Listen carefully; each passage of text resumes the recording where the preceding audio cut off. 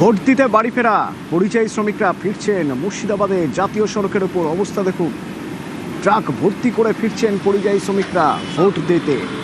Vote দেবেন ওরা, vote দিতে ফিরছেন। এই যে যাওয়া আসা একটা দিনের কাজ, সেই একটা দিনের রুচি সেটাও নষ্ট, যাওয়া আসার খরচা আছে, কিন্তু তারা আসছেন। কদিন আগে এসেছেন এসআইআরের জন্য, এখন আবার এসেছেন ভোট দিতে। আসলে কোথাও একটা ভয় কাজ করছে, ভোট না দিলে যদি নাম কাটা যায়। এ ভয় হবে নাই বা কেন? মুর্শিদাবাদই তো সেই জেলা যেখানে এসআইআরে এখনো পর্যন্ত সবচেয়ে বেশি সংখ্যালঘুদের নাম বাদ গিয়েছে। মানুষ যে আসছেন তারা কি বলছেন শুনবো একবার। আমার সঙ্গে আবির রয়েছেন সরাসরি মুর্শিদাবাদ থেকে। আবির, যে ছবি আমরা দেখছি, কিভাবে ব্যাখ্যা করবে এই যে মানুষরা আসছেন, এরা ভোট দিতে, কি বলছেন?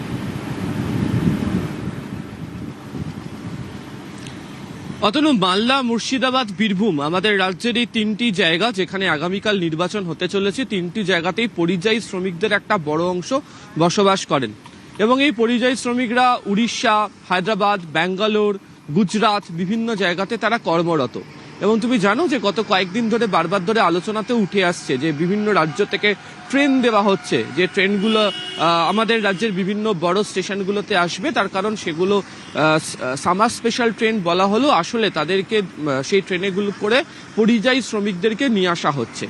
তবে যারা পরিযায়ী শ্রমিক যারা রয়েছে না, যে সকালবেলা মুর্শিদাবাদের রাস্তার বিভিন্ন জায়গাতে এরকম বহু পরিযায়ী শ্রমিককে আমরা দেখতে পেয়েছি যে কেউ হাইওয়ে ধরে দৌড়চ্ছেন যদি কোনোভাবে একটা লরি ডালায় উঠতে পারেন, কেউ দৌড়চ্ছেন যদি কোনো ক্রমে বাস ধরতে পারেন, এবার অনেকে দীর্ঘপথ হেঁটে যাওয়ারও চেষ্টা করছেন। এবং তারা কেউ রাজমিস্ত্রির কাজ করেন, কেউ সোনার দোকানে কাজ করেন, কেউ কাঠের মিস্ত্রির কাজ করেন, বিভিন্ন রকমের তারা কাজ করেন। এবং তাদের মধ্যে একটা আতঙ্ক তৈরি হয়েছে, ভয় তৈরি হয়েছে। তাদের বক্তব্য যে এই একটা দিন ভোট দিতে আসার জন্য তাদের 5টা দিন নষ্ট।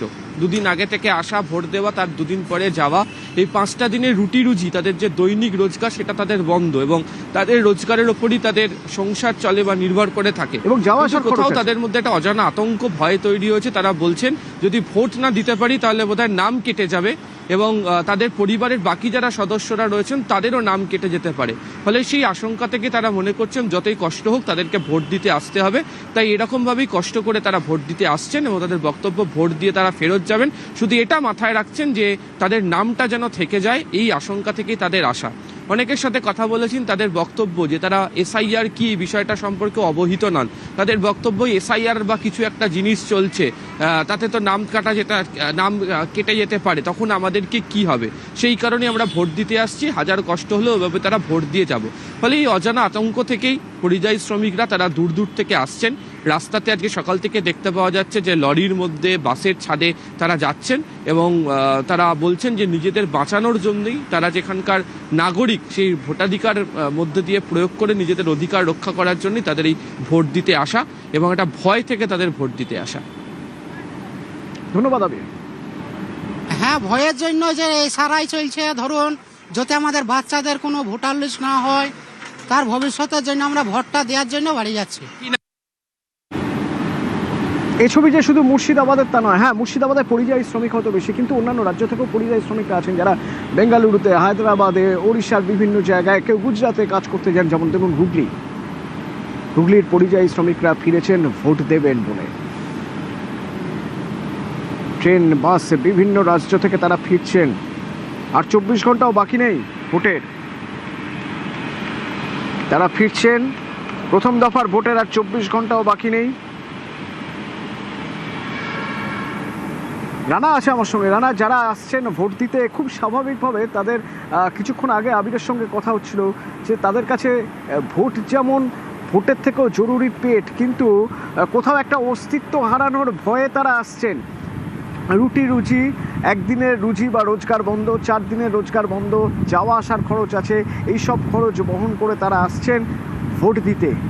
মুর্শিদাবাদে যারা ভোট দিতে আসছেন পরিযায়ী শ্রমিকরা, তাদের মধ্যে একটা ভয় কাজ করছে, ভোট দিলে নাম কাটা যাবে না তো?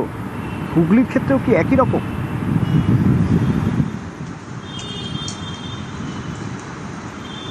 একদমই তাই অতনু, তুমি যে কথাটা বললে, ভোট মানেই একটা গণতন্ত্রের উৎসব, যে মানে যেখানে মানে যারা বিশেষ করে পরিযায়ী শ্রমিক যারা ভিন রাজ্যে কাজ করে, বেঙ্গালুরু, মহারাষ্ট্র, গুজরাট, আহমেদাবাদ বিভিন্ন জায়গায় যারা কাজ করে, সেই সমস্ত কিন্তু যারা পরিযায়ী শ্রমিক তারা কিন্তু আগামীকাল প্রথম দফার যে নির্বাচন, সেই নির্বাচনে তারা ভোট দেওয়ার জন্য কিন্তু ইতিমধ্যেই তারা ট্রেনে বাসে করে আসতে শুরু করেছে। যে চিত্র ধরা পড়লো হচ্ছে ডানকুনি বাস স্ট্যান্ডে, গতকাল তারা বেঙ্গালুরু থেকে ট্রেনে ফিরেছে 62 জনের একটি দল, তারা লালগোলা তারা মানে হচ্ছে ভোট গ্রহণ কেন্দ্রে তারা হচ্ছে ভোট দেবে।